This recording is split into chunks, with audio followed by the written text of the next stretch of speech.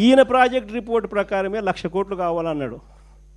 ఈయన project report ప్రకారమే మొదటి దఫా 50,000 ఎకరాలను డెవలప్ చేయడానికి ఎకరాకు 2 కోట్ల రూపాయలు అక్కడ ఇన్ఫ్రాస్ట్రక్చర్ కాస్ట్ అవుతుంది అని చెప్పి ప్రొజెక్ట్ చేసినాడు. అంటే ఏంది ఇన్ఫ్రాస్ట్రక్చర్ అంటే ఏంది?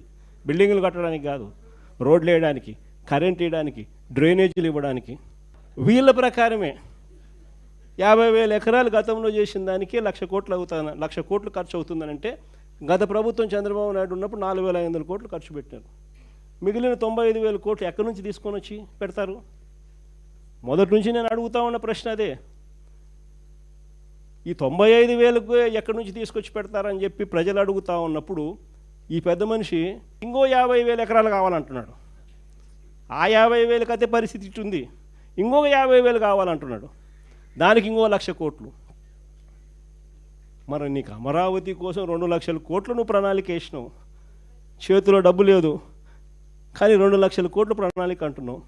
మెడికల్ కాలేజీలకు, ఇంతమందికి మేలు చేసే మెడికల్ కాలేజీలకు 5,000 కోట్లు పెట్టడానికి నీ దగ్గర డబ్బులు లేవంటావా?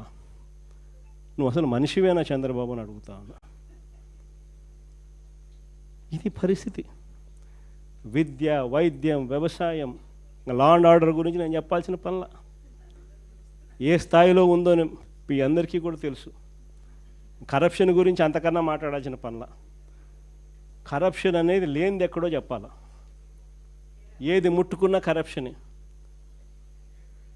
మద్యం, ఇసుక, లాటరైటు, బాక్సైటు, క్వాడ్సు, సిలికా, మట్టి, ప్రతి నియోజకవర్గంలో పేకాట క్లబ్బులు, కుటుంబశన్ల కాడ నుంచి మొదలు పెడితే ఇంకా స్కాములు అనేకం. భూములు ఇష్టం వచ్చినట్టుగా రూపాయికి ₹10 ఇవ్వడం. కరెంటు కొనుగోలు, మనం ₹2.49 మనం కరెంటు కొనుగోలు చేసి రైతులకు మేలు చేసే విధంగా మనం అడుగులేస్తే వీళ్ళు ₹4.60 ఆ రోజు యాగి చేసిన వాళ్ళు ఈరోజు ₹4.60 కరెంటు పీపీఎల్ అగ్రిమెంట్లు ఎంటర్ అవుతున్నారు. ఏది చూసుకున్నా స్కాములే. రాష్ట్రానికి రావాల్సిన ఆదాయం రాష్ట్రానికి రావడంలా, దారి మళ్ళీ ఇలా జోబిల్లేకపోతూ ఉంది. కాబట్టి రాష్ట్రానికి రావాల్సిన ఆదాయాలు తగ్గుతున్నాయి. రాష్ట్ర ఖజానాకు ఆదాయాలు ఎందుకు తగ్గుతున్నాయనంటే ఖజానాకు రావాల్సిన ఆదాయం ఖజానాకు రావడంలా. మన హయాంలో ఇసుక ఎగ్జాంపుల్ చెప్తా, 750 కోట్లు సంవత్సరానికి ఖజానాకు వచ్చేది. ఈరోజు ఖజానాకు రూపాయి రావడంలా. ఇసుక రేటు మన హయాంలో కన్నా డబల్ రేటు. అంటే ఆ ఆదాయం ఖజానాకు రాకోకుండా దారి మళ్ళుతా ఉంది. తెలుగుదేశం పార్టీ వాళ్ళ జోబులు లేకపోతా ఉంది. జిఎస్టీ ఎందుకు తగ్గుతూ ఉంది అంటే దానికి కారణం రాష్ట్రానికి రావాల్సింది వస్తూ ఉంటాయి కదా. ప్రతి విషయంలోనూ కూడా ఇసుకే అంతే, మట్టి అంతే, క్వాడ్సు అంతే, సిలికా అంతే, మైన్లలో నుంచి నేరుగా వాళ్ళకి పోతాం, వాళ్ళ జోబీలో లేకపోతా ఉంది. అందుకని రాష్ట్రానికి సంబంధించిన ఆదాయం రాకుండా ఇలా పర్సనల్ జోబీలు లేకపోయి రాష్ట్ర ఖజానా దివాలా తీస్తూ ఉంది. 17 నెలల్లో 2,00,000 కోట్ల అప్పు. మనం 5 ఏళ్లలో చేసిన అప్పుకు 57% అప్పు కేవలం 16 నెలల్లో. ఈ డబ్బంతా ఎక్కడికి పోతా ఉంది? ఓ స్కీమ్ లేదు, మన పాత స్కీములన్నీ రద్దు, కొత్త స్కీములు ఏవి లేవు. మరి డబ్బంతా ఎక్కడికి పోతా ఉంది? ఎక్కడికి పోతా ఉంది డబ్బంతా? ఎవరి జోబీల్లోకి డబ్బు పోతా ఉంది? నిజంగా ఈరోజు పరిస్థితి రాష్ట్రంలో ఏ స్థాయిలో ఉంది అనేదాన్ని చెప్పడానికి ఎన్ని నిదర్శనాలు. నేను అందుకనే చెప్తా ఉన్నా, ఇలాంటి సమయాలలో చంద్రబాబు నాయుడు చేస్తూ ఉన్నది ఏమిటి అని అంటే ప్రతిదీ డైవర్షన్ పాలిటిక్స్. ప్రజల్లోకి పోయే పరిస్థితి లేదు కాబట్టి ప్రతిదీ కూడా డైవర్షన్ పాలిటిక్సే. ఒక ఇష్యూ ఏదైనా జరుగుతూ ఉంది అని అంటే చాలు, ఆ ఇష్యూ పెద్దది అవుతుంది అని అంటే చాలు దాన్ని బ్రేక్ చేయడం, దాంట్లో నుంచి డైవర్ట్ చేసేయడం. ఆ టాపిక్ డైవర్ట్ చేసే విషయాలలో గుళ్ళు కనిపిస్తాయి, గోపురాలు కనిపిస్తాయి, ఇంకా రకరకాల ఆరోపణలు కనిపిస్తాయి, రకరకాల మనుషుల మీద బురద జల్లే కార్యక్రమాలు కనిపిస్తాయి.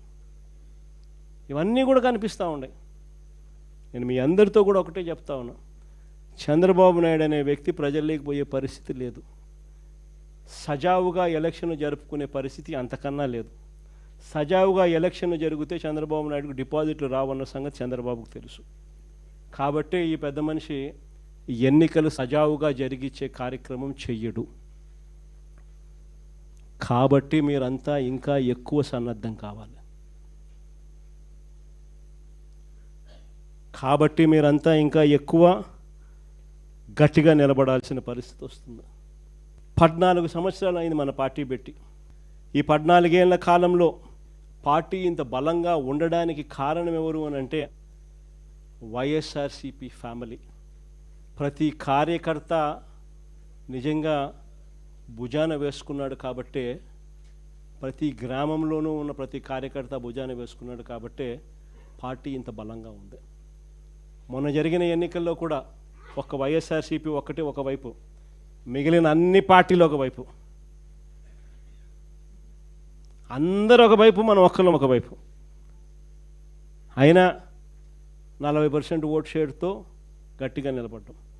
నేను ఒకటే చెప్తా ఉన్నా, ఈ స్థాయిలో మనం నిలబడగలిగాము అని అంటే దానికి కారణం కార్యకర్తలు. నేను ఈ గ్రామంలో వైఎస్ఆర్సిపి కార్యకర్తను, ఈ గ్రామంలో నేను మహిళా అధ్యక్షురాలను, ఈ గ్రామంలో నేను రైతు అధ్యక్షుణ్ణి, ఈ గ్రామంలో నేను యువత అధ్యక్షుణ్ణి, ఈ గ్రామంలో నేను సోషల్ మీడియా అధ్యక్షుణ్ణి, ఈ గ్రామంలో నేను బీసీ అధ్యక్షుణ్ణి, ఈ గ్రామంలో నేను ఎస్సీ అధ్యక్షుణ్ణి అని అనుబంధ విభాగాలు గ్రామ స్థాయిలోకి వెళ్ళి అక్కడ మన పార్టీని ఓన్ చేసుకొని భుజస్కంధాల మీద వేసుకొని వాళ్ళ ఆ తర్వాత వాళ్ళ కమిటీలు వాళ్ళు వేసుకుంటే, ఆ తర్వాత చంద్రబాబు నాయుడు కాదు కదా వాళ్ళ నాయన తలుచుకున్నా కూడా వైఎస్ఆర్సీ